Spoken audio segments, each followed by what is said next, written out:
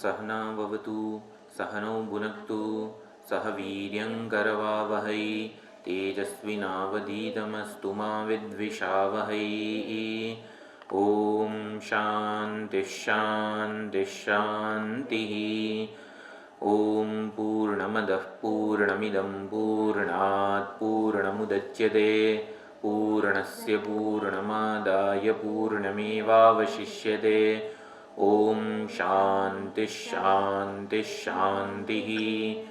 ॐ आप्यायन्तु ममाङ्गानि वाक्प्राणश्चक्षुश्रोत्रमथो बलमिन्द्रियाणि च सर्वाणि सर्वं ब्रह्मोपनिषदं माहं ब्रह्म निराकुर्यां मा ब्रह्म निराकरोत्।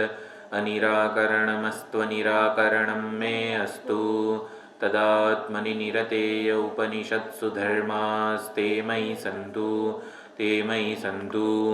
ॐ शान्तिः शान्तिः शान्तिः। हरिः ॐ श्रीगुरुभ्यो नमः। हरिः ॐ। सदाशिवसमारम्भां शङ्कराचार्यमध्यमाम् अस्मदाचार्यपर्यन्तां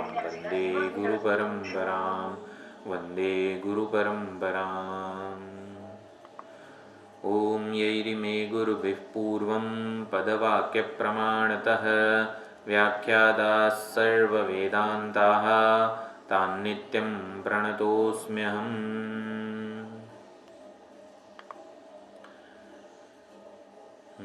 થોડા સનતકુમાર અને નારદજીના નામ ભાષ્યમાંથી આપણે આ પ્રમાણે વિચાર્યા છે. આચાર્ય અવાજ ડબલ સંભળાય છે. ઓકે, હવે કેવું છે? હવે બરોબર છે. હા બરોબર. હા હવે તો બરોબર લાગે છે ને? ના ના ના, માઇક નો પણ અવાજ આવે છે ને એટલા માટે. હા ઓકે, આ નજીક છે ને એટલા માટે. હવે જો આ નામ શંકર ભાષ્યમાંથી વિચારેલા છે.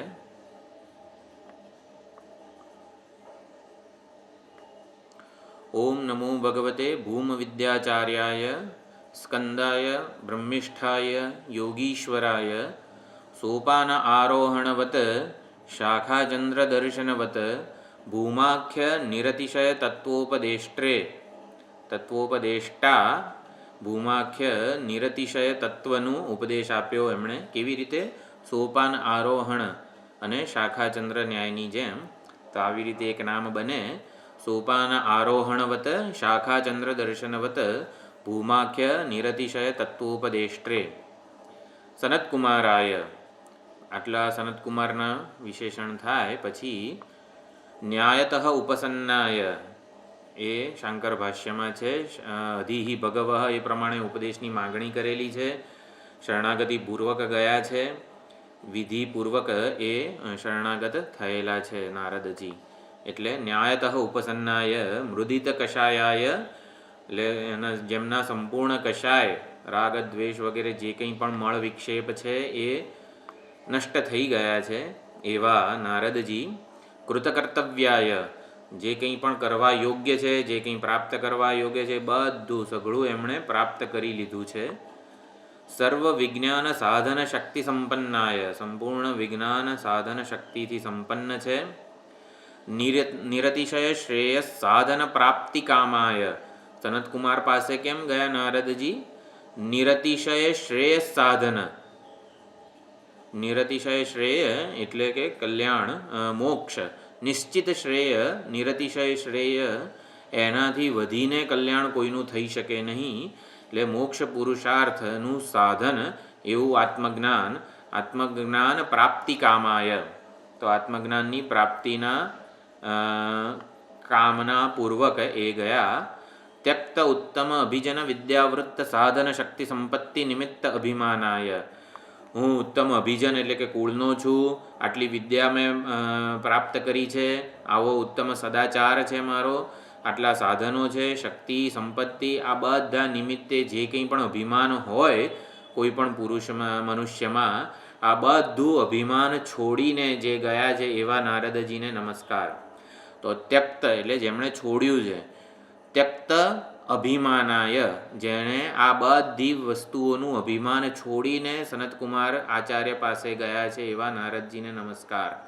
એટલે સત્કર્મો, સદાચાર, ઉત્તમ કુળ હોય, અનેક બધી ક્ષેત્રની વિદ્યા પ્રાપ્ત કરી હોય, કોઈક અચિંત્ય શક્તિ આપણે પ્રાપ્ત કરી હોય, ઉપાધિની મહાનતા પ્રાપ્ત કરી હોય, એ બધી સારી વસ્તુઓ છે, એનું અભિમાન ન હોવું જોઈએ. સત્કર્મો કરવા જ જોઈએ, સદાચાર પરાયણ જીવન જીવવું જ જોઈએ. એનું અભિમાન, એનો યશ કે એના માલિક બનવું ન જોઈએ. આ બધું ઈશ્વરની કૃપા છે એવું માનવું જોઈએ. એટલે આ બધી વસ્તુઓનું અભિમાન છોડીને જે ગયા છે એવા નારદજીને નમસ્કાર. સર્વવિદે સર્વવિદ્ય એવું શંકર ભાષ્યમાં શબ્દ હતો. તો સર્વ 64 પ્રકારની જે વિદ્યાઓ ઉપલબ્ધ છે એ બધી જ વિદ્યાઓમાં જે પારંગત છે એવા નારદજીને નમસ્કાર. નારદાય દેવર્ષયે ચ. તો આ પ્રમાણે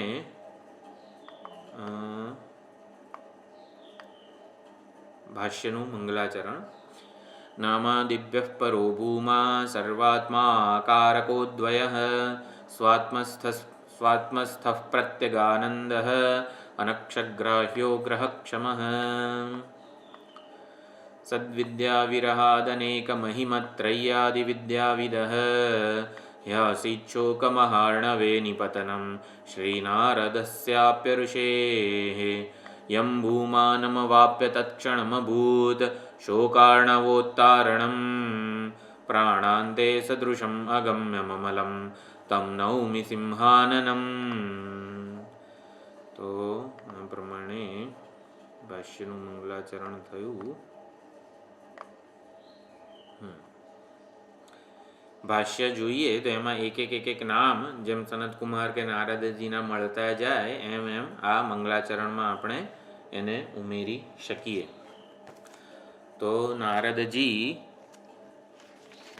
સનતકુમાર પાસે જાય છે, અધિહિ ભગવઃ એ પ્રમાણે મંત્ર બોલીને જાય છે.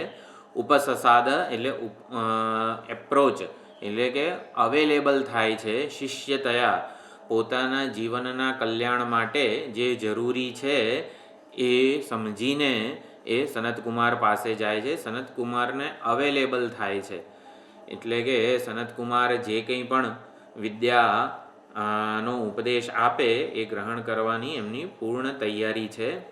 સમિધ વગેરે જે છે એ પ્રતીક છે. હાથમાં સમિધા લઈને જવું જોઈએ. એટલે સમિધ એટલે વૈરાગ્યની પરિપક્વતા અને જ્ઞાન એટલે કે વિવિદિશાપૂર્વક જવું જોઈએ. વિવિદિશા એટલે આત્મજ્ઞાન, આત્મ સ્વરૂપને જાણવાની, આત્મ સ્વરૂપને પૂર્ણતયા પ્રમાણભૂત શાસ્ત્રો દ્વારા ઓળખવાની ઈચ્છા. એટલે વિવિદિશાપૂર્વક જવું જોઈએ. વૈરાગ્યની પરિપક્વતા, સેવા શુશ્રૂષા વગેરેનો અભિગમ જે છે એ પણ જરૂરી છે. અત્યંત નમ્ર કે વિનયપૂર્વક આપણે આચાર્યને શરણાગત થવું જોઈએ. એ ઉપસસાદ એટલે એ પ્રમાણે ઉપસન્ન થયા, શરણાગત થયા, અવેલેબલ થયા. અને જ્યારે સનતકુમારે એવું કહ્યું, તમે શું જાણો છો એ મને કહો, એટલે ત્યારે હવે નારદજી પોતે જે જાણે છે એ હવે કહી રહ્યા છે. સનતકુમાર પાસે કેવી રીતે ગયા એ આ પ્રથમ મંત્રમાં, પ્રથમ કંડિકામાં કીધેલું છે. છાંદોગ્ય ઉપનિષદ બ્રાહ્મણોપનિષદ છે. બ્રાહ્મણોપનિષદના જે આ શ્લોક કહેવાય એને કંડિકા કહેવામાં આવે છે. મંત્ર નહીં, મંત્ર કેનોપનિષદ કહેવાય, પરંતુ આને કંડિકા કહેવાય. તો નારદજી પોતાના કુળનું અભિમાન છોડીને ગયા. અપર વિદ્યા જે કંઈ પણ પ્રાપ્ત કરી હતી એ વિદ્યાનું હું આટલું બધું ભણેલો છું એવું વિદ્યાનું અભિમાન, વિદ્યા નિમિત્તે જે અભિમાન જન્મી શકે છે એ અભિમાન છોડીને ગયા. ઉત્તમ વૃત્ત એટલે કે સદાચારનું અભિમાન છોડીને ગયા. શ્રવણ, ધ્યાન વગેરે જે કંઈ પણ સાધનો હતા એ આટલા સાધનોનું અનુષ્ઠાન મેં કરેલું છે, આટલા વર્ષોથી સાંભળું છું, આટલા વર્ષોથી ધ્યાન કરું છું, આ ઉત્તમ સાધન કહેવાય. તો સાધનોના અનુષ્ઠાનનું અભિમાન છોડીને ગયા. ઉત્તમ શક્તિ એટલે કે અવ્યાહત ઇષ્ટગતિ. નારદજી ગમે ત્યાં ત્રિલોકીમાં ગમે ત્યાં વિચરણ કરી શકતા હતા.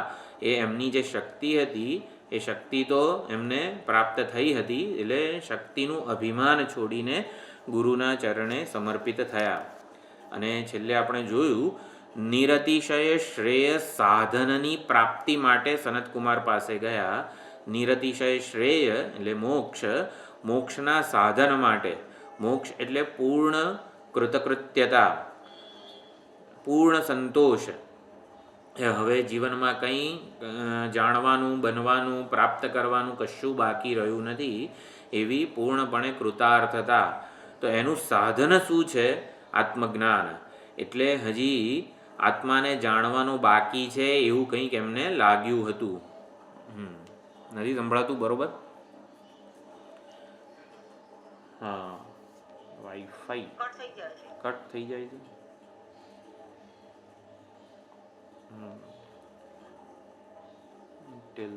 તો બરોબર છે સિગ્નલ તો. હા જોઈએ છીએ. હા ના ઇન્ટરનેટનો પ્રશ્ન. હા એટલે નિરતિશય કલ્યાણની ઈચ્છા હતી એમને. નિરતિશય કલ્યાણ માત્ર ને માત્ર આત્મજ્ઞાનથી થાય એવો નિશ્ચય કર્યો. એના માટે ગુરુ પાસે જવું જ જોઈએ એવો નિશ્ચય હતો. ગુરુ પાસે કેવી રીતે જવું જોઈએ એ પણ એમને ભાન હતું. પોતાની ઉપાધિની વિશેષતાઓ, સિદ્ધિઓ અને મર્યાદાઓ આ બધાનું તાદાત્મ્ય અભિમાન છોડીને ગયા. આપણે વિચાર કર્યો તાદાત્મ્ય છોડીને જવું એટલે એનાથી પોતાને માપવાનું બંધ કરવું. હું બ્રહ્માજીનો માનસ પુત્ર છું એટલે કે બ્રહ્માજીના માનસ પુત્ર હોવાની એ ઉપાધિની કોઈક વિશેષતા છે. એનાથી મને પોતાને માપવાનું હું બંધ કરું. એટલે હું મારો ઉપાધિની દ્રષ્ટિએ જ્યાં જ્યાં વટ પાડવા માગું છું એ બધું છોડીને જવું. એટલે ઉપાધિની વિશેષતાઓ, સિદ્ધિઓ, મર્યાદાઓથી પોતાને માપવાનું હું પડતું મૂકું. એટલે એની જે તૈયારી હોવી જોઈએ એ તૈયારીપૂર્વક એ આચાર્ય સનતકુમાર પાસે ગયા. અને સનતકુમાર પાસે જઈને અધીહિ ભગવઃ એમ કરીને ઉપદેશની માગણી કરી છે. આટલી 5 વસ્તુઓ આ પહેલા મંત્રથી આપણને ખબર પડે છે કે કેવી રીતે આચાર્ય પાસે જવું જોઈએ, આચાર્ય પાસે જઈને ઉપદેશની માગણી કેવી રીતે કરવી જોઈએ. બધું વિધિતઃ એટલે ન્યાયતઃ એટલે જે પ્રકારે શાસ્ત્રોમાં નિર્દેશ કરેલો છે એ બધી જ શરતોનું પાલન કરીને એમણે ઉપદેશની માગણી કરી છે. તો હવે સનતકુમારે એવું કીધું, તમે શું શું જાણો છો? તો નારદજી આખી 64 વિદ્યાઓવાળું લિસ્ટ બોલે છે કે હું આટલું જાણું છું.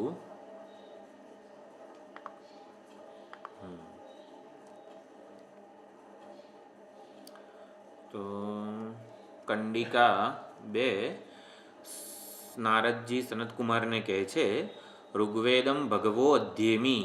હે ભગવઃ, હે ભગવાન, હું ઋગ્વેદનું અધ્યયન કરેલું છે. એટલે કે ઋગ્વેદના મંત્રોને હું જાણું છું, મંત્રોના અર્થને પણ હું જાણું છું. ઋગ્વેદ, યજુર્વેદ, સામવેદ, આથર્વણમ. તો આ પ્રમાણે આથર્વણમ એટલે અથર્વવેદ, એને પણ હું જાણું છું. ઋગ્વેદમ ભગવો અધ્યેમી. અધ્યેમી એટલે સ્મરામી.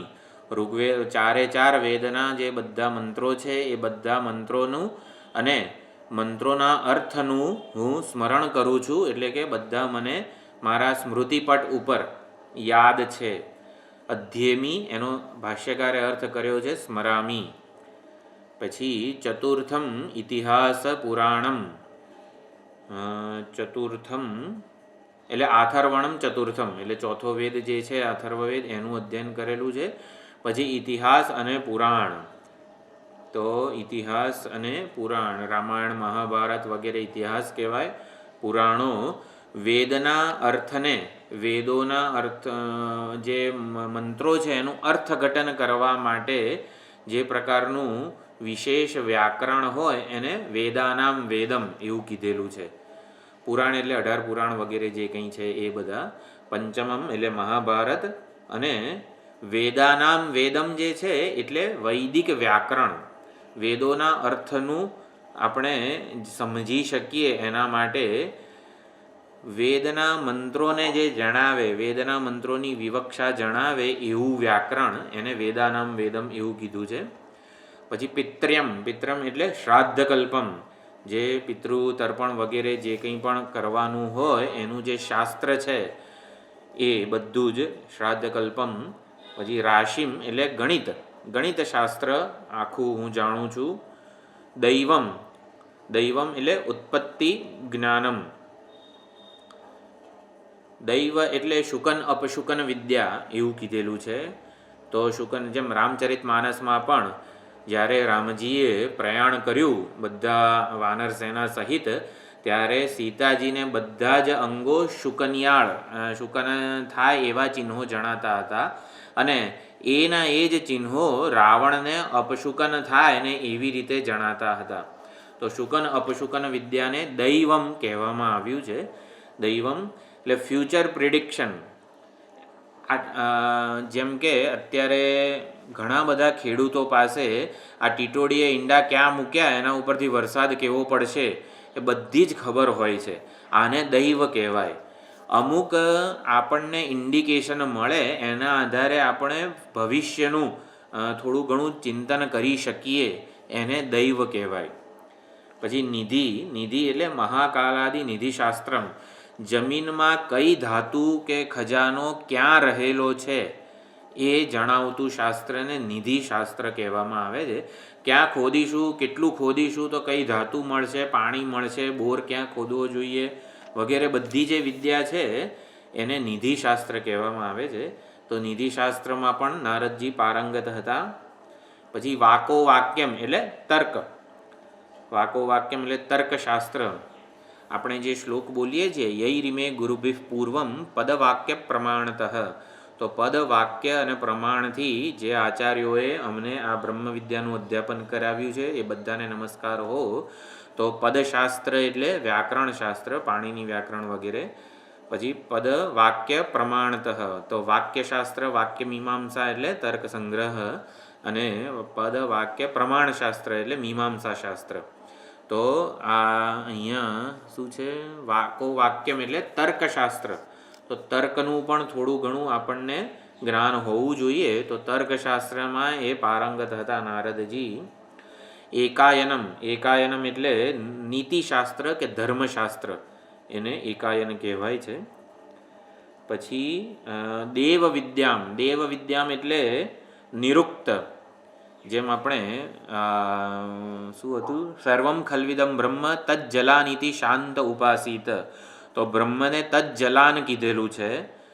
પછી સ્વપીતિનો સ્વમ અપિતો ભવતી વગેરે જે જે આપણે વિગ્રહ જોયેલા છે એ બધા નિરુક્ત પ્રમાણે વિગ્રહ કરેલા છે.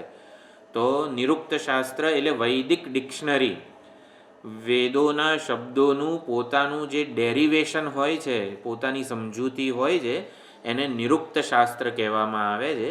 એટલે વેદના શબ્દો જે છે એનું કેવી રીતે આપણે અર્થ કરવો જોઈએ એ બધું નિરુક્ત શાસ્ત્રમાં આવે છે. તો વેદ મંત્રોની એટિમોલોજી એને દેવ વિદ્યા કહેવામાં આવે છે, નિરુક્ત શાસ્ત્ર. એમાં પણ નારદજી પારંગત હતા. પછી છે બ્રહ્મ વિદ્યા. બ્રહ્મ વિદ્યા એટલે કઈ, અપરા વિદ્યા. વેદત્રયસ્ય શિક્ષાદિ રૂપામ, શિક્ષા, કલ્પ, વ્યાકરણ, છંદસ, જ્યોતિષ વગેરે જે 6 વેદાંગ કીધેલા છે એ 6 વેદાંગ. અહીંયા બ્રહ્મ શબ્દનો શબ્દ બ્રહ્મ એટલે કે વેદ અર્થ કરેલો છે. એટલે વેદ વિદ્યામ એટલે વેદના અંગોની વિદ્યા. એટલે જે છંદ, કલ્પ, શિક્ષા વગેરે જે શાસ્ત્રો છે એને અહીંયા બ્રહ્મ વિદ્યા શબ્દ કીધેલો છે. બ્રહ્મ વિદ્યા એટલે બ્રહ્મ એટલે અહીંયા વેદ સમજવાનું છે, વેદના અંગો. તો વેદ ત્રય છે, ત્રયી વેદ જે છે એના શિક્ષાદિ, શિક્ષાકલ્પ, વ્યાકરણ, છંદસ, જ્યોતિષ વગેરે, નિરુક્ત વગેરે જે છે બધા એ બ્રહ્મ વિદ્યામાં સમજવાના. પછી ભૂત વિદ્યા. ભૂત વિદ્યા એટલે ફિઝિક્સ, કેમેસ્ટ્રી, મટીરિયલ સાયન્સ જેને કહેવાય. જે રસાયણો, જે તત્વો, જેમ કે આપણે સ્કૂલમાં ભણતા હતા ત્યારે બધું સોડિયમ, પોટેશિયમ, નાઇટ્રોજન વગેરે જે તત્વોની વાત આવતી હતી એ તત્વોના બંધારણની વાત, કાર્બન વગેરે, હાઇડ્રોજન કે જે કંઈ પણ હોય એ બધા જ ફિઝિક્સ અને કેમેસ્ટ્રી, બાયોકેમેસ્ટ્રી, ક્વોન્ટમ ફિઝિક્સ બધું ભૂત વિદ્યામાં સમાવિષ્ટ છે. એટલે ભૂતતંત્ર, પંચમહાભૂતને લગતી જે કંઈ પણ વિદ્યા છે એ બધું ભૂત વિદ્યામાં કહેવાય. એ ભૂત વિદ્યામાં પણ નારદજી પારંગત હતા. નક્ષત્ર વિદ્યા, નક્ષત્ર વિદ્યા એટલે નક્ષત્ર વિદ્યા જ્યોતિષ શાસ્ત્ર, એસ્ટ્રોનોમી, એસ્ટ્રોલોજી બધું જ અહીંયા ગણી લેવાનું છે. ખગોળ શાસ્ત્ર જેને કહેવાય છે એ પણ ગણી લેવાનું છે. નક્ષત્ર વિદ્યા એટલે જ્યોતિષશાસ્ત્ર, ખગોળશાસ્ત્ર, અને ક્ષત્ર વિદ્યા એટલે એની પહેલાં જે છે ધનુર્વેદ. તો જુદા જુદા જે મિસાઇલ વગેરે જે શસ્ત્ર વિદ્યા છે એને ક્ષત્ર વિદ્યા કહેવામાં આવે છે. પછી સર્પદેવ જન વિદ્યા, સર્પદેવ જન વિદ્યા એટલે સર્પ વિદ્યા એટલે ગારુડી, અનેક પ્રકારના ઝેર વગેરેને ઉતારવા માટે જે જરૂરી હોય મંત્રો અને એનું મારણ.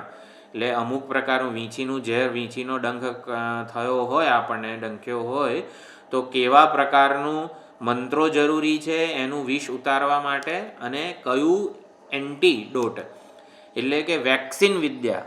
સર્પ વિદ્યા એટલે વેક્સિન વિદ્યા એવું અત્યારે સમજી શકાય. એટલે અનેક પ્રકારના ઝેર વિશેની જાણકારી અને એના મારણ વિશેની જાણકારી. તો સર્પ દેવજન વિદ્યામાં સર્પ વિદ્યા એટલે આ, અને દેવજન વિદ્યા એટલે ગંધર્વ યુક્તિ ગીત નૃત્યાદિ જ્ઞાનાની. એટલે ગંધર્વો પાસે જે સંગીત વિદ્યા હોય છે, કિન્નરો પાસે જે નૃત્ય વિદ્યા હોય છે, એટલે એ બધું જ નૃત્ય વિદ્યા અને સંગીત વિદ્યા. ફાઇન આર્ટ જેને કહેવાય, ડાન્સ, મ્યુઝિક, ઇન્સ્ટ્રુમેન્ટ, શિલ્પ, સ્થાપત્ય, આ બધું દેવજન વિદ્યામાં કહેવાય. તો આટલી બધી વિદ્યાઓમાં નારદજી પારંગત હતા. આ બધી વિદ્યાઓ એમણે ધારણ કરેલી હતી. આ બધી જ વિદ્યાઓ અપરા વિદ્યા છે. એતદ ભગવઃ અધ્યેમી, હે ભગવાન હું આટલું ભણું છું, આ બધી જ વિદ્યાઓ મેં પ્રાપ્ત કરેલી છે. તો આ પ્રમાણે બીજો મંત્ર થયો. હવે ત્રીજો મંત્ર ખાસ અગત્યનો છે.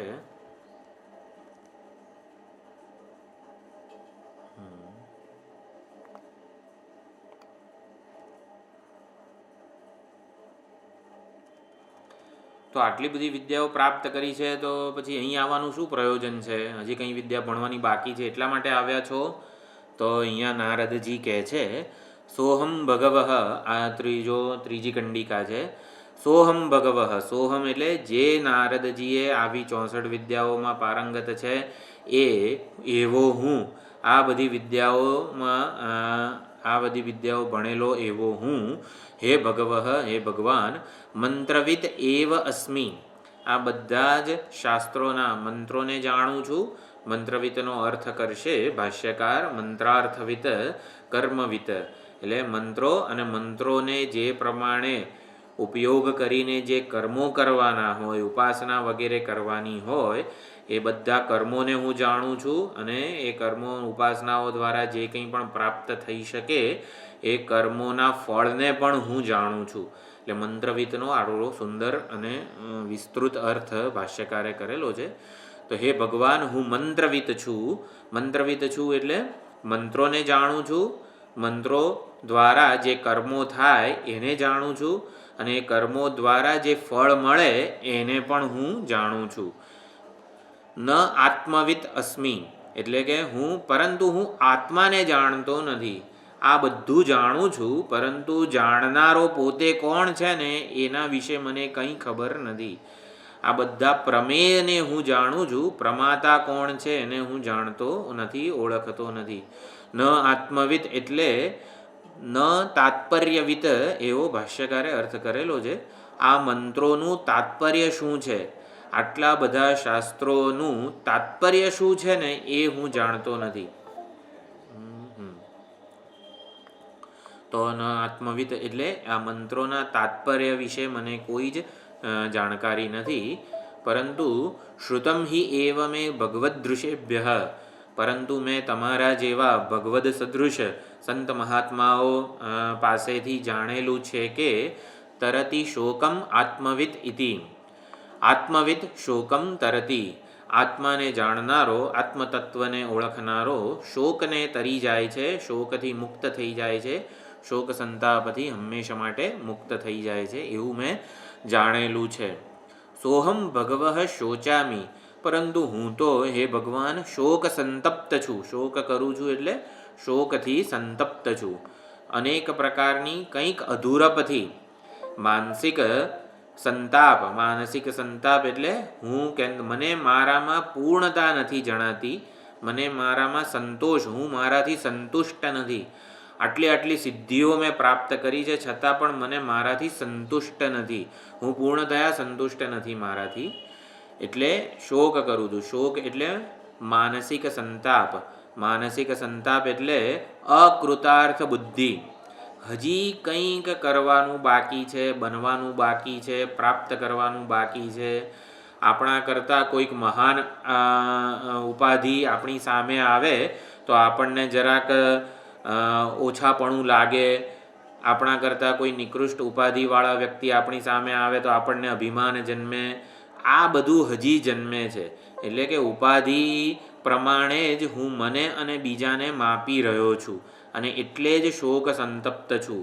તો ઉપાધિની મર્યાદાઓ અને વિશેષતાઓમાંથી મને કેવી રીતે મુક્તિ મળે, એવું કંઈક અહીંયા નારદજી ભગવાન સનતકુમારને કહી રહ્યા છે. સોહમ ભગવઃ શોચામી. હું શોક કરું છું એટલે શોકથી મુક્ત થયો નથી, શોક સંતપ્ત છું, શોકથી અકૃતાર્થ બુદ્ધિથી હજી હું પીડાઉં છું. અધૂરપની ઉધાઈ હજી મને કોરી ખાય છે, અધૂરપથી હું મુક્ત થયો નથી. તમ્મા ભગવાન શોકસ્ય પારમ તારયતુ ઇતિ. હે ભગવાન, મને આ શોક સાગરને પેલે પાર લઈ જાઓ.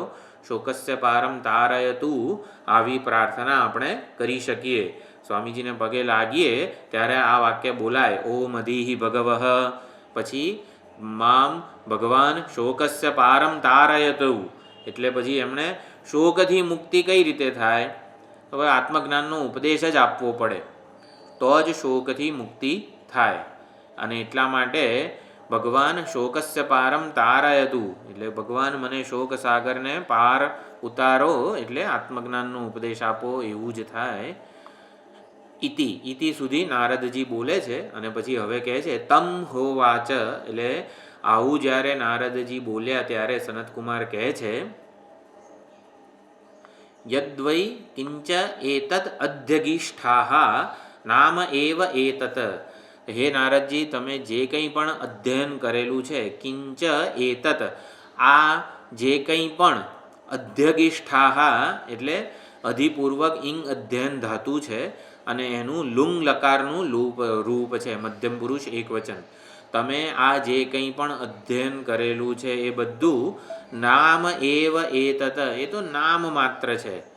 નામ માત્ર છે એટલે ભાષ્યકાર અર્થ કરે છે વાચારંભણમ વિકારો નામધેયમ, એ પ્રમાણે એ તો વિકારી વિદ્યા છે, વિકાર પામનારું વસ્તુઓની વિદ્યા છે. એટલે કે તમે જે કંઈ પણ અધ્યયન કરેલું છે, વિદ્યા પ્રાપ્ત કરેલી છે, એ તો મિથ્યા ક્ષેત્રની છે.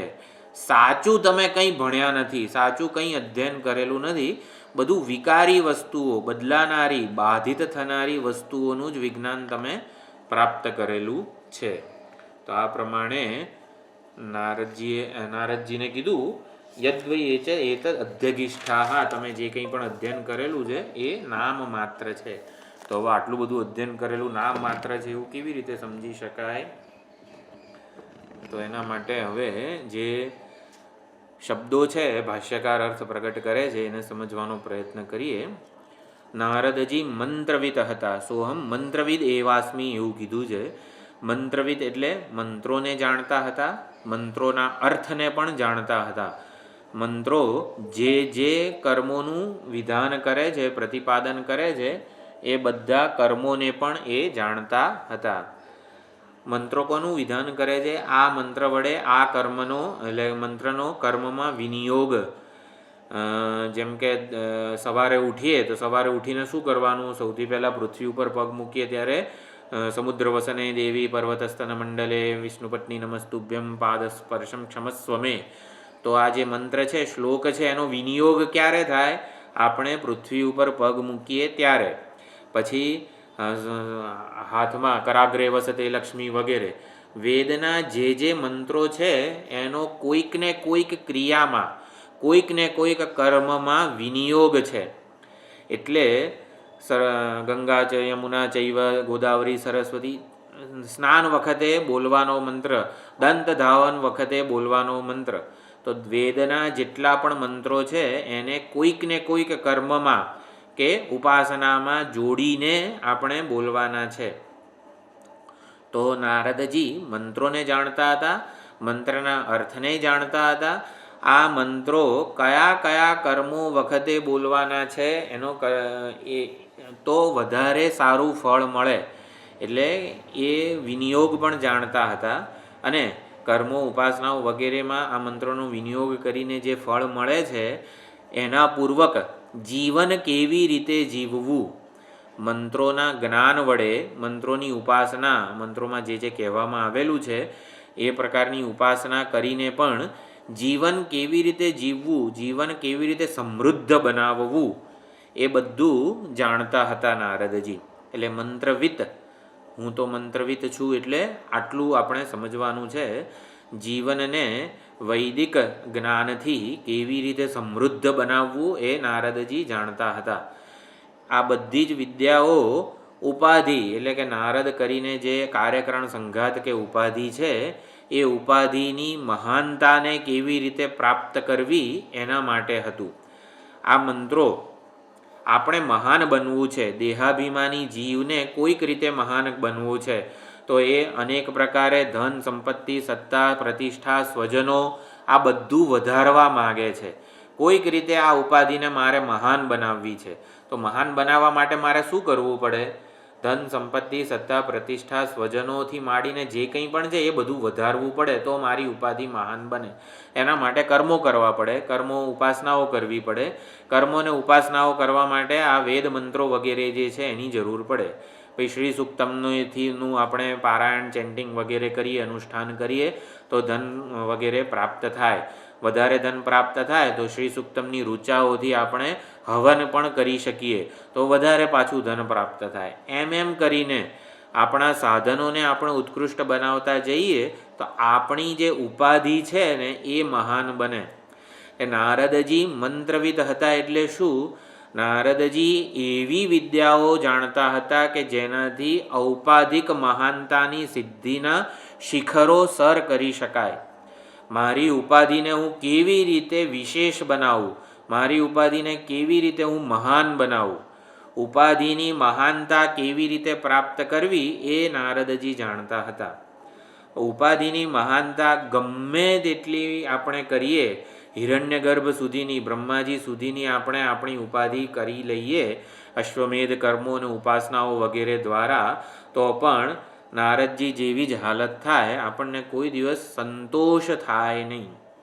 કારણ કે ઉપાધિ દ્વારા મહાન બનનારો જે છે અહંકાર, એ કોઈ દિવસ આ તૃપ્ત થનારો નથી, સંતુષ્ટ થનારો નથી. એ હંમેશા પોતાને જે મળ્યું છે એના ઉપર નજર નથી રાખતો. પોતાના કરતાં જુદું, પોતાની પાસે ન હોય એવું બીજા પાસે શું છે એના તરફ નજર હોય છે એની. પોતાની પાસે જે છે એના તરફ એને નજર નથી હોતી, બીજા પાસે શું છે.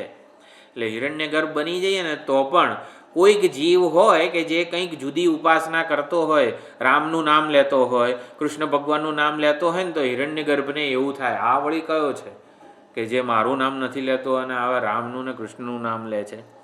એટલે વાત એ છે કે ઉપાધિની મહાનતાના શિખરો સર કરવા એ આ અપરા વિદ્યા વગેરે જે કંઈ પણ નારદજીએ કીધેલું છે એ બધી ક્ષેત્રમાં પારંગતપણું હાંસલ કરવું એવું કહી શકાય. એટલે નારદજી જેટલી વિદ્યા જાણતા હતા એનાથી ઉપાધિ મહાન બને. ઉપાધિને મહાન બનાવવાનો પ્રયત્ન કેવો વામણો છે. જો કોઈ પણ માણસને મહાન બનવું છે, આપણને પણ એટલા મહાન બનવું છે કે મારાથી વધારે કોઈ મહાન ના હોય, આવી મહાન બનવાની આપણી પોતાની એક અર્જ છે, એક જરૂરિયાત છે. કેમ? કારણ કે હું પોતે આત્મતત્વ એટલું મહાન છે, એટલે મહાન બનવાની ઈચ્છા સ્વાભાવિક છે આપણા બધામાં. એ સમજવા કે મહાન બનવાની ઈચ્છા સ્વાભાવિક જ છે. પરંતુ અજ્ઞાની છે એ ઉપાધિને મહાન બનવા દ્વારા, અવિવેકી અજ્ઞાની ઉપાધિને મહાન બનાવવા દ્વારા મહાન બનવાનો પ્રયત્ન કરે છે, અને એ ક્યારે ન પૂરી થનારી એની દોટ છે. સ્વામીજી ઉદાહરણ આપે છે કે પર્વતની તળેટીમાં રહેલું તાડનું ઊંચું વૃક્ષ, પર્વતની તળેટીમાં રહેલું તાડનું ગમે તેટલું વૃક્ષ જે છે એ ઊંચો થવાનો પ્રયત્ન કરે, પરંતુ પર્વતની ટોચ ઉપર રહેલા તણખલા કરતાં એ ઊંચું થઈ શકે ખરું? પર્વતની તળેટીમાં રહેલું તાડનું વૃક્ષ ગમે તેટલું ઊંચું થાય તોય પર્વતની ટોચ ઉપરના તણખલા કરતાં ઊંચું ના થઈ શકે. એટલે ઉપાધિ દ્વારા મહાન બનવાનો જે પ્રયત્ન છે એ વામણો જ રહેવાનો છે. એના કરતાં ઇન્ટેલિજન્ટ, બુદ્ધિશાળી પગલું કયું છે? જે મહાન છે એમાં ભળી જઈએ. ઈશ્વર મહાન છે, આત્મા મહાન છે, એટલે મહાનને જાણીએ ને તો મહાન બની જઈએ. એટલે ઇન્ટેલિજન્ટ વે એ છે કે જે પરમાત્માને, આત્માને જાણી લે છે, એની મહાન બનવાની ઈચ્છા નિવૃત્ત થઈ જાય છે, કારણ કે નિરતિશય મહાન બની જાય છે. એટલે મહાન નિરતિશય વસ્તુ, નિરતિશય શબ્દને પણ સમજવાનો. નિરતિશય સુખ જોઈએ છે એટલે સુખનો માગણ મને નથી જોઈતો. આપણે હમણાં જ પાછો વિચાર કરીશું, સોહમ ભગવત શોચામી. શોક ક્યારે થાય? શોક સંતપ્ત ક્યારે થાય? શોકનું મૂળભૂત કારણ આ ભેદ બુદ્ધિ કે ભેદ દર્શન છે, એ બધું આપણે વિચારીશું. અને શોક સંતપ્ત એટલે કે પોતાને જે આવી રીતે બીજા કરતાં જુદો જાણે છે, ઓળખે છે, એ કોઈ દિવસ શોકથી મુક્ત હોઈ શકે નહીં. નારદજીએ જેટલી પણ આ વિદ્યા પ્રાપ્ત કરી છે એ ભેદ દર્શનવાળી વિદ્યા છે. એટલે ભેદ દર્શન જ શોકનું મૂળ છે. બીજાના કરતાં હું કેવી રીતે જુદો તરીને મહાન બનું, વિશેષ બનું, એવો કંઈક આ પ્રયત્ન હોય છે. એટલે નારદજી મંત્રવિત હતા, એટલે ઉપાધિને મહાન બનવાની જે કંઈ પણ કર્મો અને ઉપાસનાઓ છે એ બધું જાણતા હતા, અને એના દ્વારા સમૃદ્ધ જીવન કેવી રીતે જીવાય એ પણ એ જાણતા હતા. એ નારદજી કાર્ય વર્ગના જાણકાર હતા એવું પણ કહી શકાય. અપરાવિદ્યાના જાણકાર હતા, મિથ્યાને જાણનારા હતા. કર્મ અને કર્મફળની વિદ્યા એમણે પ્રાપ્ત કરી હતી. કર્મ અને કર્મફળની વિદ્યા. હવે કર્મ અને કર્મફળની વિદ્યા તો બાધ્ય જ્ઞાન છે, બાધિત થનારું જ્ઞાન છે.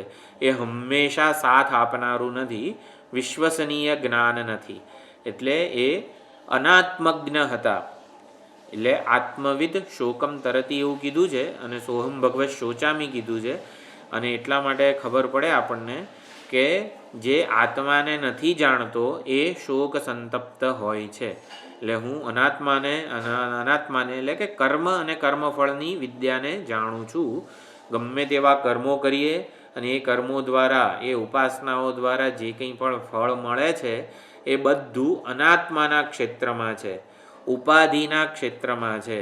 આપણી ઉપાધિ મહાન બને એવો પ્રયત્ન છે આ બધો. તો આ બધી વિદ્યાઓ ના જાણવી જોઈએ એવું નથી, એવો અહીંયા તાત્પર્ય નથી. આ બધી વિદ્યાઓ જાણતી વખતે જે અભિગમ હોવો જોઈએ. આપણે અત્યારે બહુ તો વ્યાકરણ શાસ્ત્ર ભણતા હોઈએ વેદાંતને સમજવા માટે, તો વ્યાકરણ શાસ્ત્ર ભણીએ ત્યારે પણ જે અભિગમ હોવો જોઈએ કે જેથી વ્યાકરણમાં પારંગત થઈએ ને તો પણ આપણને શોક ન થાય. એટલે વ્યાકરણથી માંડીને જે કંઈ બધા રૂપો આપણને આવડી જાય, રામ રામો રામા, રામમ રામો રામાન, બધું આપણને આવડી જાય. જે કંઈ રૂપ પૂછે, વિભક્તિ પૂછે ને અન્વય પૂછે, બધું સપોઝ આપણને આવડી જાય, તો પણ હજી સંતોષ કે પૂર્ણ કૃતાર્થતા ન મળે ને એવી ભૂલ ના થાય, એવું કંઈક આપણે આ મંત્રથી વિચારવાના છીએ.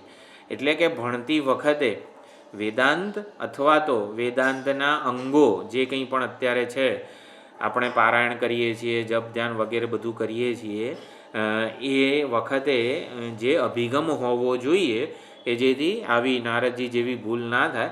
નારદજીની તો ખાલી આખ્યાયિકા છે, આપણે કંઈ એવું માનવાની જરૂર નથી કે નારદજી આવી રીતે આટલું બધું મહાન હતા તોય શોક સંતપ્ત હતા.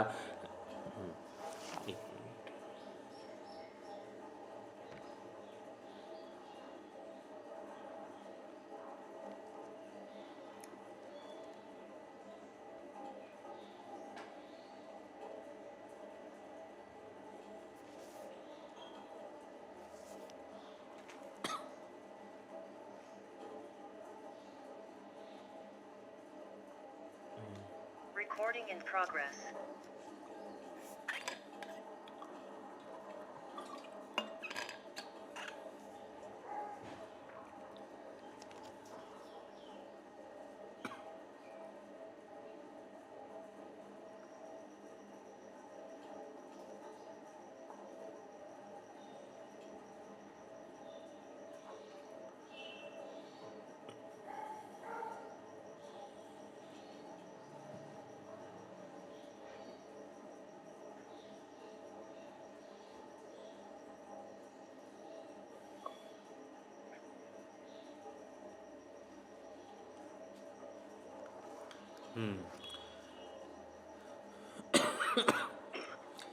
આઈ am a knowledgeable sorrowful person. Naradji સનતકુમારને શું કહી રહ્યા છે? સપોઝ નારદજી ઇંગ્લિશ બોલે તો કેવું બોલે? આઈ am a knowledgeable sorrowful person. એટલે હું ઘણું બધું જાણું છું છતાં પણ દુઃખી છું. એટલે જે બીજા મૂર્ખ છે એ લોકો તો દુઃખથી કંઈ મુક્ત થયા નથી. હું આટલું બધું જાણીને પણ દુઃખથી મુક્ત થયો નથી. વેદને સારી રીતે જાણવા માટે આપણે પુરાણોનું પણ અધ્યયન કરવું જોઈએ. એટલે નારદજી બીજું બધું વેદ પુરાણ ઇતિહાસ બધું જાણતા હતા, પરંતુ પોતાને જાણતા નહોતા. પોતાની વાસ્તવિકતા એમણે પારખી નથી. હવે નારદજીની જગ્યાએ આપણને પોતાને મૂકવાના છે. વિદ્યાવારિધિ, વિદ્યાવાચસ્પતિ, વિશારદ વગેરે જે કંઈ પણ ડિગ્રી લઈને હું કોણ છું એની આપણને ખબર હોતી નથી. એટલે ઘણું બધું ભણીએ. વિદ્યાવાચસ્પતિ એટલે કાશીની બધી મહાવિદ્યાલયોના દ્વાદશ દર્શન વગેરે બધું એમાં પારંગત હોઈએ આપણે. અત્યારે સૌથી વધારે એ વિદ્યાની ડિગ્રી કહેવામાં આવે છે. એટલે જે ભણેલો નથી, આ વેદ કંઈ બીજું બધું ભણેલો નથી, એ પણ પોતાને એક ઉપાધિ રૂપે, એટલે કે હું ઋષિ છું એવું જાણતો હોય. જે ખાસ કંઈ ભણ્યો નથી આ બધું આપણા શાસ્ત્રો કે પછી સ્કૂલ કોલેજ કે અનેક વૈજ્ઞાનિકો જે કંઈ પણ જાણે છે, એટલે એ જાણતો નથી એવો જે એને આપણે ન ભણેલો એવો કહીએ, એ પણ પોતાને એક ઉપાધિ રૂપે જાણે છે. અને વિદ્યાવાચસ્પતિ, વિશારદ ને વિદ્યાવારિધિ આટલી બધી ડિગ્રીઓ જેણે મેળવેલી છે એ પણ પોતાને એક ઉપાધિ રૂપે જ જાણે છે. એટલે કે હું ઋષિ છું એવું જે જાણતો હોય ને, તો પછી મૂરખ કોણ કહેવાય? જે કશું ભણ્યા વગર પોતાને ઉપાધિ રૂપે જાણે છે અને જે બહુ બધું ભણીને પણ પોતાને ઉપાધિ રૂપે જાણે છે. એમાંથી આ બેમાંથી મૂરખ કોને કહેવાય? હે? આટલું બધું ભણેલો હોય એને મૂરખ કહેવાય? હમણાં કોઈક સાંભળશે ને આપણને મારવા આવશે.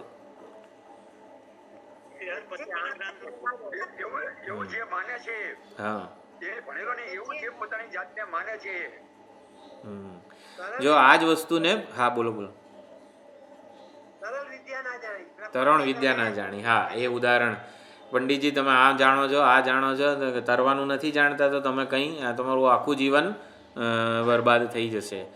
આ જ વસ્તુને પૂજ્ય સ્વામીજી દયાનંદજી મુરારી વાળું ઉદાહરણ છે ને એ લઈને સમજાવતા હતા. મુરારી એટલે ઓલો હજામ. તો આવી રીતે પંડિતજી મોટા વિદ્વાન હતા, બધા શાસ્ત્રો જાણનારા, આની પાસે ગયા હજામ પાસે હજામત કરાવવા માટે. તો હજામત કરતો હતો, એ પૂછે તું ભાઈ આ જાણે છે, આ જાણે છે, તે જાણે છે, તો કંઈ એટલે ત્યારે મુરારીએ હજામ એવું કહે છે કે તમે આ જાણો છો એમ. એટલે કે વસ્તુ કેવી છે કે આપણે આટલું બધું જાણીને પણ પોતાને એક ઉપાધિ રૂપે જો ઓળખતા હોઈએ તો આપણે મુરારી જ છીએ. મુરારી એટલે કે ટૂંકમાં મૂર્ખ જ છીએ આપણે, સામાન્ય. હા, એટલે ભણેલાને જ મહામૂર્ખ કહેવાય એવું. એટલે ભણેલાને મહામૂર્ખ કેવી રીતે કહેવાય? એટલે ભણવાનું શેના માટે છે? હું વિશેનો અભિપ્રાય સુધર્યો ખરો આપણો? એટલે કે અહીં મહેશ આનંદગીરીજી કહે છે કે અપશબ્દો સાંભળીને પણ, આટલી બધી વિદ્યા ભણીએ આપણે, અપશબ્દો સાંભળીને પણ જો દુઃખ થતું હોય તો પછી ભણવાનો શું અર્થ છે? અપશબ્દો સાંભળીને બીજા ઉપર જો ગુસ્સો આવતો હોય તો ભણવાનો શું અર્થ છે? એટલે વાત એવી છે કે આપણે પોતાને હુંને કેવી રીતે માપીએ છીએ, એક ઉપાધિ રૂપે જ અકબંધ રાખીને આપણે બધી વિદ્યાઓ ભણવાનો પ્રયત્ન કરતા હોઈએ છીએ.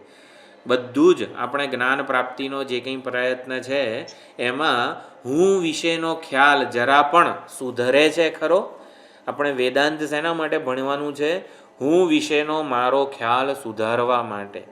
આપણે બધું જ ઉપનિષદોનું અધ્યયન કરીએ, ભક્ત બનીને સેવા પૂજા પારાયણ વગેરે કરીએ ત્યારે ઉપાધિથી જ પોતાને માપવાનું ચાલુ રાખીએ તો એ વિદ્યા તરણ વિદ્યા બનતી નથી. વિદ્યા ઘમંડ ત્યારે જ જન્મ આવે. શ્વેતકેતુના કિસ્સામાં આપણે જે 6થો અધ્યાય જોયો આની આગળનો, શ્વેતકેતુના કિસ્સામાં એ બધું જ ભણ્યો અને એને ઘમંડ જન્મ્યો. નારદજી શ્વેતકેતુ કરતાં થોડા સારા કહેવાય કે આટલું બધું જાણે છે ને છતાંય ઘમંડ નથી જન્મ્યો. એ તો ઉલટાના નમ્ર વિનયી બનીને સનતકુમાર પાસે જાય છે. શ્વેતકેતુએ તો કંઈ પિતા આગળ માગણી કરી જ નહોતી મને આ આપો. એ તો એનો ઘમંડ ઓગાળવા માટે આદેશ શબ્દથી એમણે પૂછ્યું કે તે આદેશને જાણ્યો છે, એકને જાણવાથી બધું જણાઈ જાય વગેરે, ન સાંભળેલું પણ સાંભળેલું થઈ જાય. એના દ્વારા એનામાં જિજ્ઞાસા જન્માવી હતી. જ્યારે નારદજીમાં આટલી બધી વિદ્યાઓમાં એ પારંગત હતા છતાં પણ એમને કોઈ ઘમંડ કે ગર્વ નહોતો. એટલે વિદ્યા દ્વારા, સામાન્ય રીતે વિદ્યા ઘમંડ ક્યારે જન્માવે? અવિચારશીલ વ્યક્તિમાં વિદ્યા ઘમંડ જન્માવે. વિચારશીલ વ્યક્તિમાં વિદ્યા ઘમંડ કે ગર્વ જન્માવતી નથી. તો વિચારશીલ અવિચારશીલ એટલે શું? અવિચારશીલ વ્યક્તિ હોય ને એનું હંમેશા ધ્યાન હું શું જાણું છું એના ઉપર જ હોય. જો હું આના કરતાં વધારે આટલું જાણું છું, ઓલાના કરતાં વધારે આટલું જાણું છું, ઓલાના કરતાં વધારે આટલું જાણું છું, એટલે હું શું જાણું છું એના ઉપર જ એનું ફોકસ હોય છે. એના માટે વિદ્યા ઘમંડ જન્માવે છે. જ્યારે વિચારશીલ વ્યક્તિ, હા શેમાં? હા, ઉપાધિમાં અભિમાન, બરોબર છે. અને વિચારશીલ વ્યક્તિ હોય એ હું શું નથી જાણતો. એટલે નમ્રતા ક્યારે આવે? ભાઈ આપણને આ ક્ષેત્રનું આટલું જ્ઞાન છે પણ આ ક્ષેત્રનું નથી, હજી ભાઈ આપણે આ શાસ્ત્ર કે આ વગેરેમાં એમાં કોઈ વિશેષતા કે વગેરે ધારણ નથી કરેલી. એટલે હું શું નથી જાણતો એમાં પણ એનું ધ્યાન હોય છે. માટે વિદ્યા ઘમંડ નથી જન્માવતી. વિચારશીલ વ્યક્તિ છે ને એ હંમેશા પોતાને ખબર હોય ને એવા ક્ષેત્રમાં જ દુઃખ મુક્તિનો વગેરે ઉપાય શોધે. વેદાંતના સાધકોને હંમેશા જ્ઞાનમાં જ આપણને મુક્તિ, શોક મુક્તિ કે સ્વતંત્રતા, મોક્ષ વગેરે એમાં જ આપણને દેખાતું હોય છે. બીજા બધા જે હોય ને જેણે વિચાર નથી કર્યો, જો આપણે અત્યારે જે પ્રકારે અધ્યયન કરી રહ્યા છીએ એમાં એક વિચાર તંતુ, આપણે બધા એક સાથે એક વિચારપૂર્વક આપણે ભણી રહ્યા છીએ. એના બદલે છે ને વિચાર ના કર્યો હોય, બહુ ઝાઝો વિચાર ના કર્યો હોય ને એવા વ્યક્તિને શું લાગે? આમ કંઈક એવી ક્યાંક જાહેરાત થાય 7 દિવસમાં મોક્ષ, આવું નથી આવતું? ઘણી બધી જાહેરાતો આમ એવી 7 દિવસમાં મોક્ષ અને 7 દિવસમાં સુખી જીવન આન તેન બધું, એમાં એ જતો રહે. એને એ પ્રાપ્ત કરવા માટે શું હેપીનેસ રિવીલિંગ પ્રોગ્રામ બધા. એટલે આવું બધું ઘણું બધું થતું હોય છે અને થાય છે. એ બધું બરોબર છે, ઈશ્વરની યોજના છે, જે કંઈ છે બરોબર છે. અને એટલે એ વધારે સારું. એટલે વેદાંતના ક્લાસ છોડીને ત્યાં જતો રહે. એટલે વિચારશીલ ના હોય. વિચાર્યું ના હોય ને એને જ આ પ્રલોભનો જન્મતા હોય છે. એટલે શોર્ટકટ મેળવવાનું સાધન બધું વગેરે જે છે એમાં એ જતું રહે. જે વિચારે ને એને ખબર પડે કે ગમે તેટલી વિદ્યા હું પ્રાપ્ત કરીશ, પણ જ્યાં સુધી આત્મતત્વને આ જાણનારો કોણ છે, મારા વિશેની જે વાસ્તવિકતા છે એને હું પારખીશ નહીં, ત્યાં સુધી કોઈ પણ વિદ્યા છે ને એ આ અભિમાન કે શોક વગેરે એનું જ કારણ બનવાની છે. અપરા વિદ્યા પણ એ આપણા માટે સાધનભૂત ક્યારે બને? એટલે અપરા વિદ્યા ગમે તેટલી પ્રાપ્ત કરી હોય કે પ્રાપ્ત કરી રહ્યા હોઈએ, અપરા વિદ્યા એટલે જે કંઈ પણ જીવનને સમૃદ્ધ બનાવવાની વિદ્યાને અપરા વિદ્યા કહેવાય. તો આ બધી વિદ્યા પ્રાપ્ત કરી રહ્યા હોઈએ ત્યારે પણ જે અભિગમ રાખવો જોઈએ, પોતાની પૂર્ણતા મહત્ત્વની છે, ઉપાધિની મહાનતા મહત્ત્વની નથી. ઉપાધિને મહાન બનવાનો પ્રયત્ન એ ક્યારે ન પૂરો થનારો પ્રયત્ન છે. ઉપાધિ દ્વારા હું મને પોતાને વિશેષ, હું મને પોતાને મહાન બનાવવાનો પ્રયત્ન કરતો હોઉં તો એમાં હું જરાક રોકાઈ જઉં. મારે મહાન બનવા માટે ઉપાધિની જરૂર નથી, મારે વિશેષ બનવા માટે ઉપાધિની જરૂર નથી. જેટલી સરળતા હોય એટલી જ મહાનતા હોય. એટલે વિશેષતા ઇઝ ઇક્વલ ટુ મહાનતા એ સમીકરણને બદલીએ, એને બદલે સરળતા ઇઝ ઇક્વલ ટુ મહાનતા. આત્મતત્વ સૌથી સરળ છે. સરળ જેટલા બનીએ ને એટલા જ મહાન બની શકાશે. એટલે સરળતા એટલે ઉપાધિની વિશેષતાઓ કે મર્યાદાઓથી આપણે પોતાને જજ ન કરીએ. એટલે નારદજીએ જોયું, નારદજી એવું પારખી શક્યા કે અધ્યયન પહેલાં જેવો શોક હતો, શોક એટલે આંતરિક અધૂરપ, કંઈક બરોબર નથી, મારે કંઈક કરવું પડશે. એટલે કે કંઈક કરવાની જરૂરિયાત હોવી, કંઈક અધૂરપ હોવી, કંઈક ઉણપ કે ત્રુટિ હોવી. હું જરાક વ્યાકરણ ભણ્યો નથી, મારે વ્યાકરણ ભણવું પડશે, આ બીજા બધા છે ને બધું બોલે છે, મને સારું વ્યાકરણ નથી આવડતું, એમ કરીને એટલે આંતરિક અધૂરપ, આને જ શોક કહેવાય. તો શોકનું નિવારણ વ્યાકરણ ભણવાથી નથી થવાનું, વ્યાકરણ ભણનારો જે છે ને એને જાણવાથી થવાનું છે. એટલે નારદજીએ જોયું કે આટલું બધું મેં અધ્યયન કર્યું, પણ અધ્યયન પહેલાં જેવો હું હતો એવો ને એવો અત્યારે છું. છાંદોગ્ય ઉપનિષદ પહેલાં કયું ઉપનિષદ ભણ્યા? આવું તો યાદ હોવું જોઈએ. હા, ઐતરેય.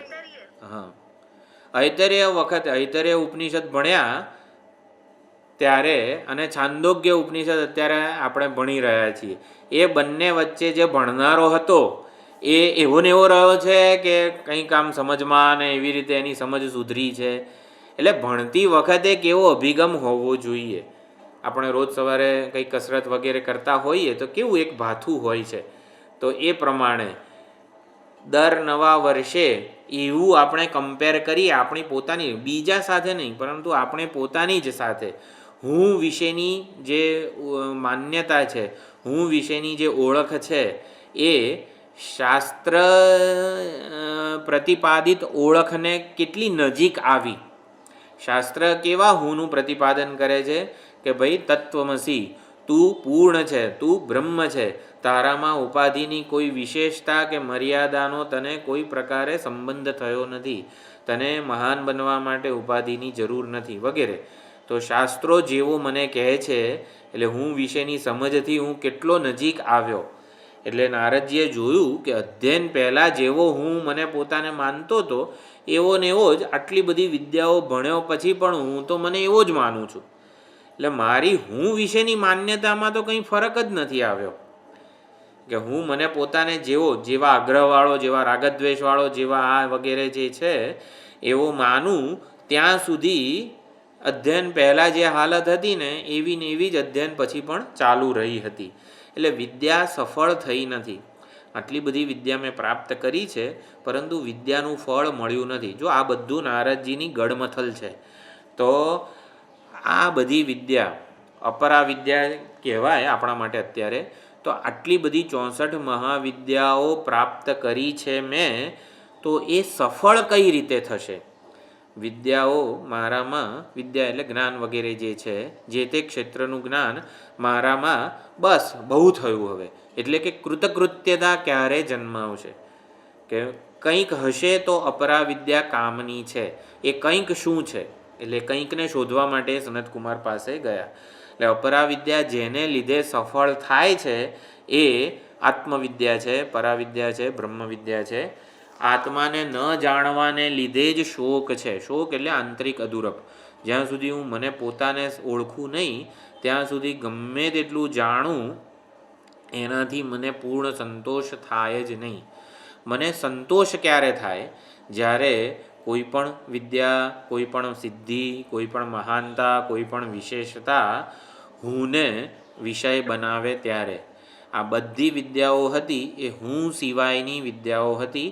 હું સિવાયના મારાથી જુદા એવા વિષયોને વિષયક હતી, એટલે અનાત્મ વિષયક હતી. એનાથી આત્મા વિશેની, હું વિશેની સમજમાં, માન્યતામાં, અભિપ્રાયમાં કોઈ ફરક નહોતો પડતો. એટલે કે અનાત્મ વિષયક હતી, ઉપાધિ વિષયક હતી. ઉપાધિમાં જે ઉપલબ્ધ છે એ હું ચૈતન્ય વિષયક કોઈ જ અભિપ્રાય એનાથી બદલાયો નહોતો. એટલે નારદજીની વિશેષતા એ હતી શ્વેતકેતુ કરતાં કે પોતાની અધૂરપ અને એનું કારણ પોતે શોધી શક્યા. મારામાં કંઈક અધૂરપ છે, મારામાં કંઈક ઉણપ છે, હજી અકૃતાર્થ જ છું હું, એવું શોધી શક્યા. અને એ અધૂરપનું કારણ શું છે? કે આત્માને ન જાણવાને લીધે, આત્માને એટલે કે પોતાને, હુંને ન જાણવાને લીધે જ આ હું કેન્દ્રિત અધૂરપ જણાઈ રહી છે, વર્તાઈ રહી છે. શ્વેતકેતુ બહુ બધું ભણ્યો હતો પરંતુ ઘમંડી થયો. એટલે કે વિદ્યાનું ફળ મળ્યું નથી એવું એ સમજી નહોતો શક્યો. જ્યારે નારદજી સમજી શક્યા કે આટલી બધી વિદ્યા મેં હસ્તગત કરી છે છતાં પણ વિદ્યાનું ફળ મળ્યું નથી. એટલે નારદજીમાં ઘમંડ નહોતો પરંતુ નમ્રતા હતી. એટલે આ પ્રમાણે વિદ્યાનું અર્જન મૂળભૂત હેતુને ઉદ્દેશીને ન થયું હોય ને તો શોક નિવૃત્તિ ન થાય. એ મૂળભૂત હેતુ છે આપણી હું વિશેની વાસ્તવિકતાનું ઓળખ. તો આમ પ્રમાણે સોહમ ભગવઃ શોચામી, હે ભગવાન આવો હું શોક કરી રહ્યો છું. તો નારદજીમાં કયા કયા શોક હતા? તો જે પંચદશીનું 11મું પ્રકરણ છે એમાં આ શ્લોકો આવેલા છે. નારદજી કયા કયા શોકથી સંતપ્ત હતા.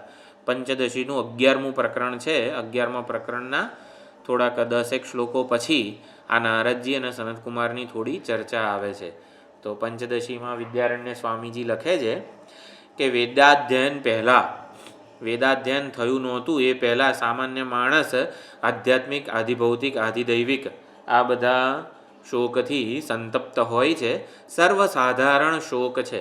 કોઈ પણ મનુષ્યને આ 3 શરદી, ગરમ, તાવ વગેરે આધ્યાત્મિક જે સંતાપ હોય એનાથી શોક થાય. આધિભૌતિક એટલે કે આજુબાજુના વાતાવરણમાંથી, બહુ શિયાળો, બહુ ચોમાસું વગેરે આધિભૌતિકથી સંતાપ થાય. અને આધિદૈવિક પરિબળો જે કંઈ પણ છે, દૈવ જેને કહેવામાં આવે છે, એનાથી પણ શોક વગેરે સંતાપ થતો હોય છે. પરંતુ જે ભણેલો ગણેલો હોય, એટલે વિદ્યા જેને પ્રાપ્ત કરી છે એને વળી કયા શોક થાય? તો ત્યાં પંચદશીકાર વિદ્યારણ્ય સ્વામીજી કહે છે એક તો ભણેલું ભૂલી જઈએ ને એનો બહુ શોક થાય. હારું અત્યારે ઉપનિષદ ભણ્યા હતા પણ હારું કશું યાદ નથી. આટલું બધું સુંદર રીતે ભણ્યા હતા, એની પહેલાં શું ભણ્યા હતા?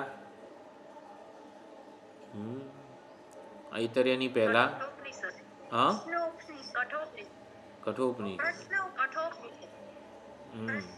પ્રશ્નોપનિષદ ભણ્યા હતા. હા, પછી પ્રશ્નોપનિષદમાં 6 શિષ્યો હતા. અને ટૂંકમાં વાત એ છે કે આપણે ભણીએ ને પછી ભણેલું ભૂલી જઈએ ને, એટલે ભણેલું ભૂલી જવાનો જે શોક છે એ ન ભણેલાને હોય.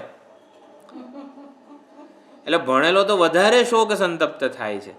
એટલે કે અધ્યયન પછી, વેદાધ્યયન પછી એ વેદાધ્યયન કરેલું ભૂલી જઈએ ને એનો બહુ શોક થાય. પછી ગર્વ, વેદાધ્યયનથી ગર્વ લેતા હોઈએ ને એ ગર્વ પણ હકીકતમાં શોકનું જ મૂળ છે. એટલે ગર્વ જ્યારે લેતા હોઈએ ને, જો મને સંસ્કૃત આવડે છે, હું આટલું ભણેલો છું, એ જે ગર્વ લેતા હોય ને, ગર્વ પણ શોકની જ નિશાની છે, શોકની જ અભિવ્યક્તિ છે. ગર્વ ત્યારે જ થાય જ્યારે અંદર કંઈક અધૂરપ હોય. એટલે ગર્વ લઈ રહ્યો હોય એ વ્યક્તિ પણ શોક સંતપ્ત જ છે. પછી માનભંગ,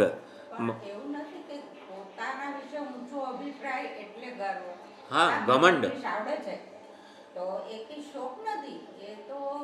પણ જેટલું તમે પર્વતની ટોચ ઉપર જાઓ એટલે કોમ્પ્રેસ થતા જાઓ છો, વિશાળ નથી. ઉલટાના જેમ કે જમણી આંખના ડૉક્ટર, એટલે આઈ સ્પેશિયાલિસ્ટ હોય, આઈ સ્પેશિયાલિસ્ટમાં પણ રેટિનાનો ડૉક્ટર, એનામાં પણ જમણી આંખના રેટિનાનો ડૉક્ટર, આવી રીતે. એટલે બીજું બધું નથી જાણતો હોતો એ, એવી રીતે શોક, આ મને નથી આવડતું, આવી રીતે શોક સંતપ્ત કહેવાય છે. જેટલી તમે સિદ્ધિઓ ઉપાધિની હાંસલ કરો એટલા તમે વિશિષ્ટ બનતા જાઓ છો. વિશિષ્ટ બનતા જાઓ છો એટલે કે સંકુચિત બનતા જાઓ છો. અને હુંમાં સંકુચિતતા એટલે જ શોક. હું વિશાળ છે, મહાન છે, અને એને સંકુચિત બનાવીએ છીએ એટલે એ શોકનું કારણ હોય છે. પછી માનભંગ થાય ત્યારે પણ આટલો આ શ્લોક નથી આવડતો એમ ક્યારેક થાય આપણને. અત્યાર સુધી રોજ બોલું છું, રોજ પૂજામાં બોલું છું, અને સ્વામીજી કહે ને ત્યારે જ ના આવડે આપણને. એટલે માનભંગ થાય ત્યારે પણ આપણને શોક થતો હોય છે. બીજી આ વિદ્યારણ્ય પંચદશીમાં કહે છે સ્વામીજી, વેદ મંત્રોને ભણ્યા પછી ભૂલી જઈએ ને આપણે, વેદ મંત્રોને ભણ્યા પછી, વેદ મંત્રો એટલે આપણે જે કંઈ પણ ભણીએ છીએ એને જો ભૂલી જઈએ ને તો ભ્રૂણ હત્યાનું પાપ લાગે. ભ્રૂણ હત્યાનું પાપ લાગે. એટલે યાવત જીવન વેદાભ્યાસ તો કરવો જ જોઈએ. એટલે ક્યારે પણ રવિવાર આવે તો ચલો રખડીએ એવું નહીં. એટલે આપણા વેદાંતના સાધકના જીવનમાં રજા વગેરે બધું સીએલ ને સિક લીવ ને બધું નથી હોતું.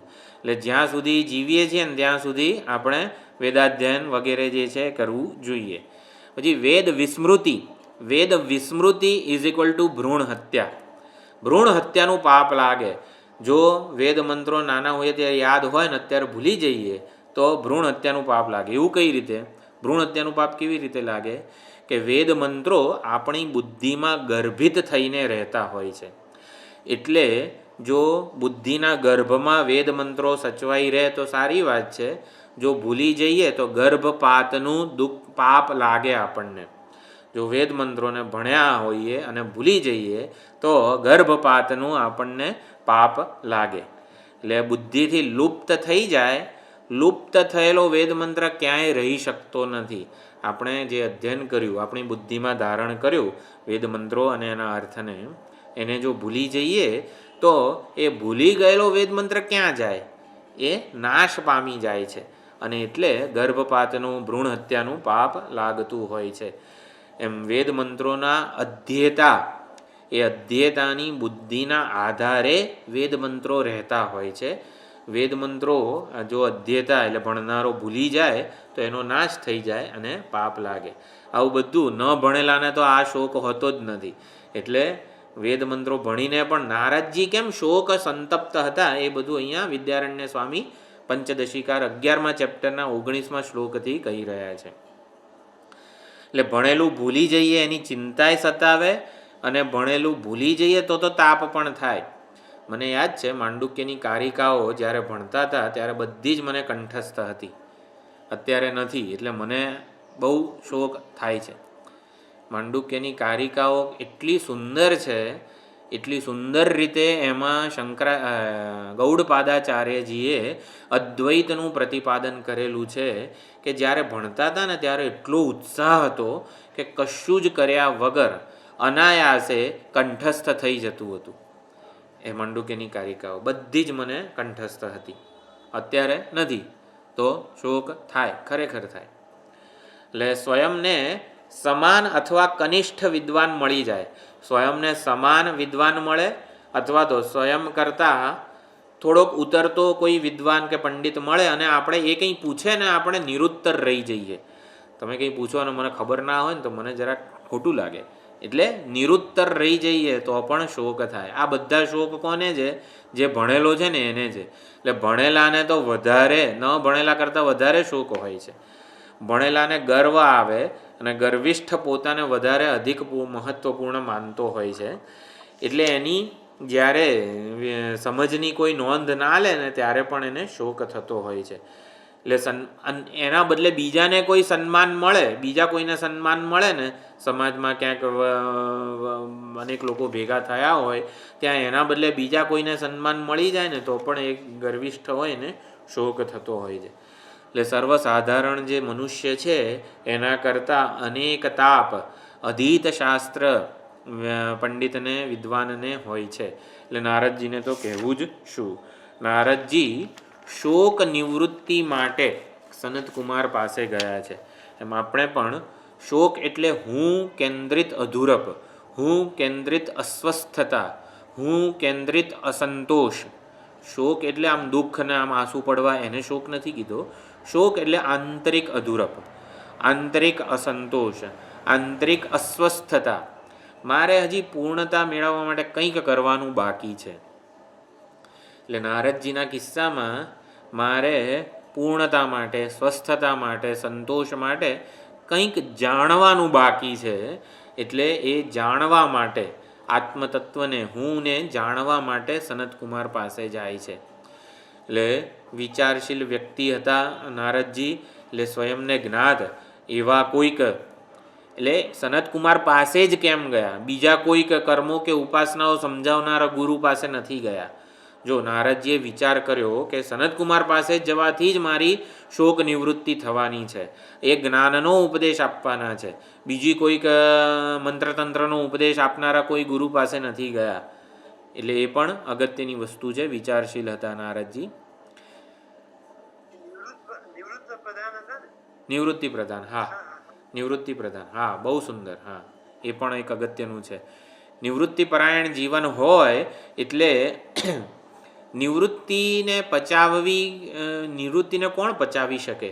નિવૃત્તિ પરાયણ જીવન જીવનારા જે સંતો, મહાત્માઓ, સંન્યાસીઓ છે, નિવૃત્તિ જ્ઞાનથી જ પચે એવી છે. પચે એવી છે એટલે એનો લાભ મળે એવો છે.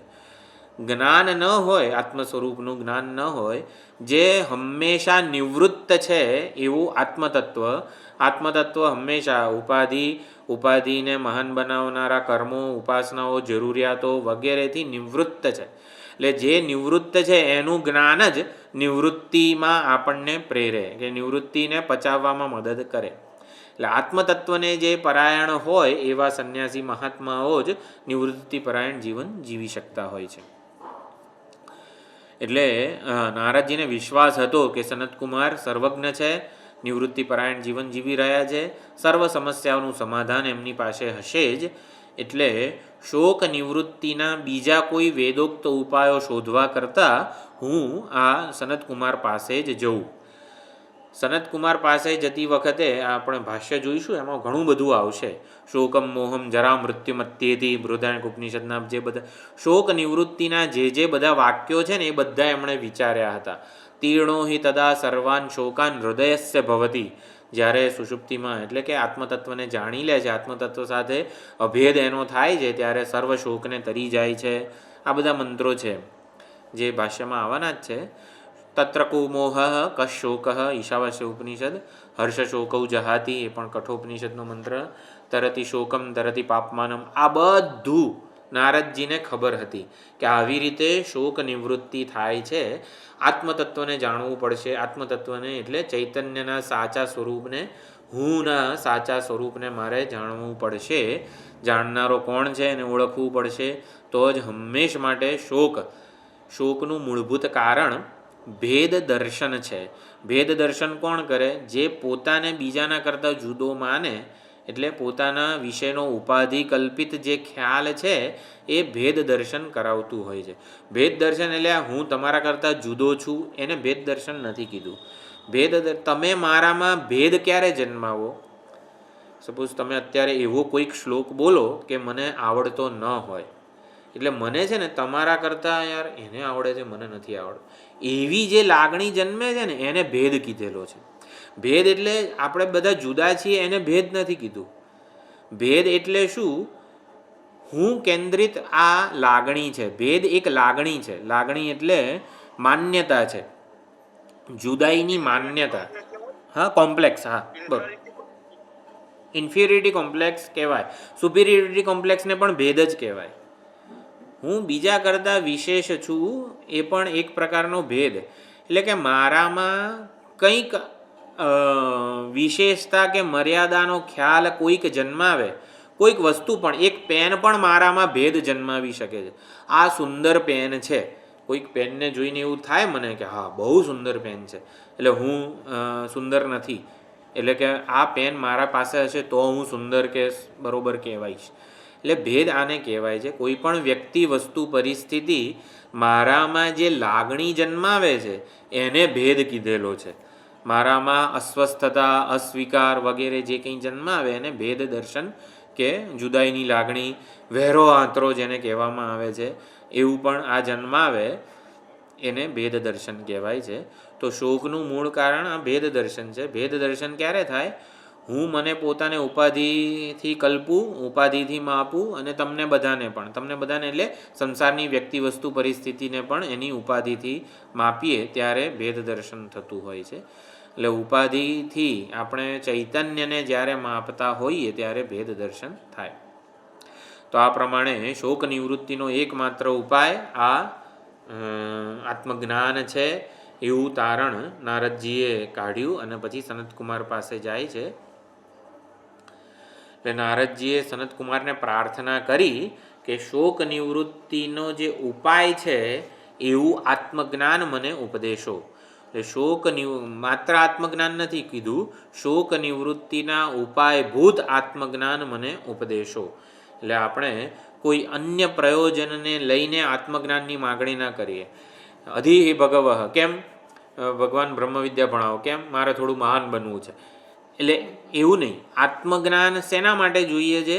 શોક નિવૃત્તિ માટે. શોક નિવૃત્તિનો એકમાત્ર ઉપાય આત્મજ્ઞાન છે. શોક નિવૃત્તિ એટલે આંતરિક અધૂરપ, આંતરિક અસંતોષ, આંતરિક અસ્વસ્થતા, આંતરિક અકૃતકૃત્યતા વગેરે બધું જ કહી શકાય. હા બોલો. હા, દુઃખ સંયોગ વિયોગ, કાયમી. હા, દુઃખના સંયોગનો કાયમી વિયોગ થાય. તમ વિદ્યાત દુઃખ સંયોગમ વિયોગમ યોગ સંજ્ઞિતમ. યોગ એને જ કીધો છે કે દુઃખના સંયોગનો હંમેશ માટે વિયોગ થઈ જાય, દુઃખ ક્યારેય આપણને સ્પર્શે જ નહીં. એટલે સર્વ શોક નિવૃત્તિ કાયમ માટે મને જોઈએ છે. એટલે એ આત્મજ્ઞાનથી જ શક્ય છે અને માટે આત્મજ્ઞાનની માગણીપૂર્વક એ ગુરુ પાસે જાય છે. એટલે હવે પછીનો જે ઉપદેશ છે નારદજીને, જે સનતકુમાર કહેશે, એક કરીને નામ, વાણી, એ બધામાં નારદજીને અંતર્મુખ બનાવવાનો પ્રયત્ન છે સનતકુમારનો. નારદજી કોઈક રીતે પોતાની પાસે જે છે વૈભવ, વિભૂતિ, મહાનતા, એનો જ એમને ખ્યાલ આવે. એટલે નારદજીને બહિર્મુખમાંથી અંતર્મુખ કેવી રીતે બનાવવા એનો આખો ઉપદેશ છે. નારદજીમાં શબ્દ વાસના હતી. આટલી વિદ્યાઓ, આટલા શાસ્ત્રોને હું જાણું છું એવું હતું. આટલા શાસ્ત્રોને હું જાણું છું એ પ્રમાણે હતું. એટલે નારદજીને એ બધામાંથી આપણે અંતર્મુખ કેવી રીતે બનાવવા એવો ઉપદેશ આપેલો છે. ચાલો, એ હવે આપણે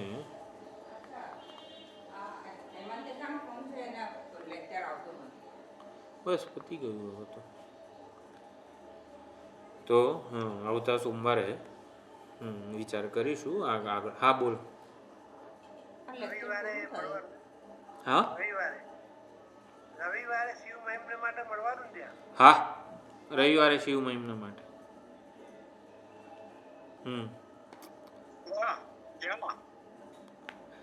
હું વાત કરું છું હમણાં આપણે અહીંયા નલિનીબેનના ત્યાં બોપલમાં. હાજી. ઓમ પૂર્ણમદ પૂર્ણમિદમ પૂર્ણાત પૂર્ણમુદચ્યતે પૂર્ણસ્ય પૂર્ણમાદાય પૂર્ણમેવાવશિષ્યતે. ઓમ શાંતિ શાંતિ શાંતિ. હરિ ઓમ. શ્રી ગુરુભ્યો નમઃ. હરિ ઓમ.